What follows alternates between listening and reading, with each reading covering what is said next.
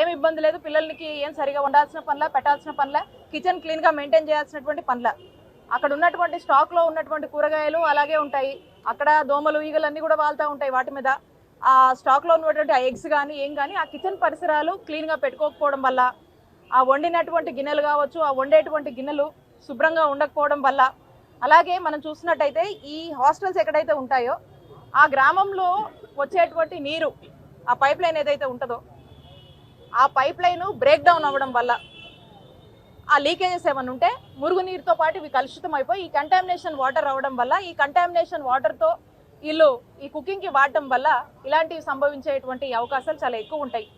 నేను ప్రభుత్వాన్ని ప్రశ్నిస్తూ ఉన్నాను, ఇప్పటికైనా కూడా ఈ ప్రాబ్లంకి సంబంధించి 65 మంది సిక్ అయితే ఇప్పుడు ఈరోజు 31 మంది ఈ జీజీఎస్లో ఉన్నారు.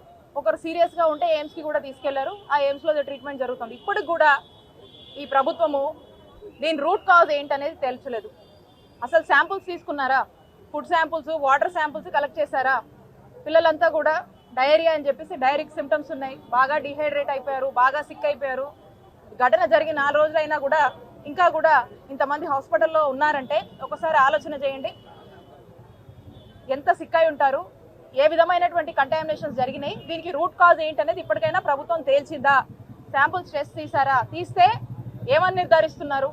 ఖచ్చితంగా ఇలాంటి ఘటనలు చోటు చేసుకున్నప్పుడు మేజర్గా మనం చూస్తూ ఉంటాము వాటర్ కంటామినేషన్ అనేది మనం చూస్తూ ఉంటాము.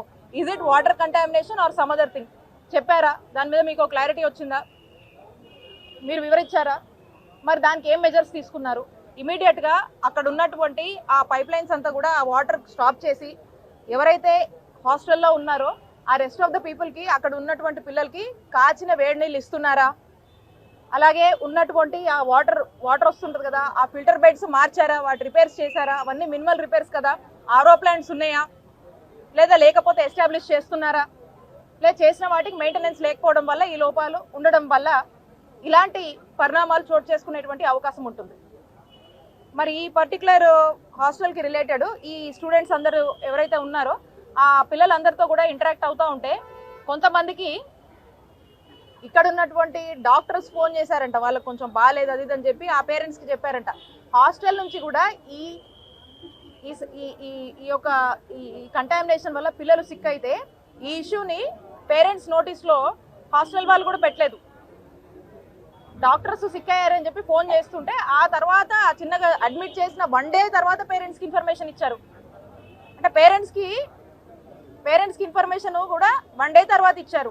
అంటే ఎంత బాధ్యతగా నడుపుతున్నారో మనకు అర్థమవుతుంది.